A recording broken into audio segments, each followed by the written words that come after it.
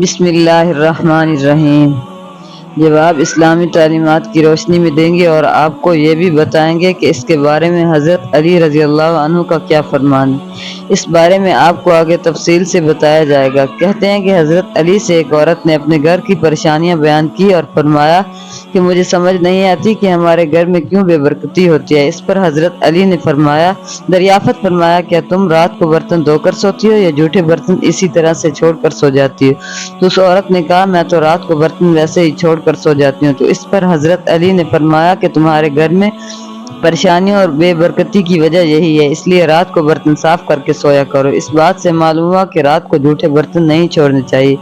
اس بارے میں سائنس کا بھی یہی کہنا ہے، اگر برتنوں کو زیادہ دیر کے لیے گندا چھوڑ دیا جائے تو ان میں نقصان دہ قسم کے بیکٹیریا پیدا ہو سکتے ہیں جو کہ مختلف بیماریوں کا سبب بن سکتے ہیں۔ ظاہر سی بات ہے، جب برتنوں میں کھانے پینے کی اشیاء ہوں گی تو مختلف زہریلے کیڑے مکوڑوں کا بھی ان میں چلنے پھرنے کا خدشہ ہوتا ہے، اس لیے بہتر ہے رات کے برتن رات کو ہی دھو لیے جائیں۔ دوستو، یہاں پر آپ کو یہ بھی بتاتے چلیں کہ احادیث نبوی میں ایسی کوئی تعلیم سامنے نہیں آئی جس میں رات کو برتن دھونے یا نہ دھونے کے بارے میں کوئی تشریح ہو، لیکن رات کو سونے سے پہلے برتنوں کو ڈھانپنے کے بارے میں تاکید ملتی ہے۔ اس بارے میں مختلف روایات ہیں جن میں یہ سبق ملتا ہے کہ سونے سے پہلے کھانے پینے کے برتنوں کو بسم اللہ کہہ کر ڈھانپ دینا چاہیے۔ اگر کوئی چیز نہ ملے تو کم از کم ایک لکڑی ہی صحیح بسم اللہ کہہ کر اس پر رکھ دی جائے، اس لیے کہ شیطان بند دروازوں کو اور ڈھکے ہوئے برتنوں کو نہیں چھوتا۔ ایک اور حدیث میں آپ کا فرمان ہے، اس کا سبب آپ نے یہ بیان فرمایا کہ سال میں ایک رات ایسی آتی ہے جس میں وبا اور بلا نازل ہوتی ہے، جس چیز کا منہ بند نہ ہو، جو برتن ڈھکا ہوا نہ ہو، اس میں یہ وبا اترتی ہے۔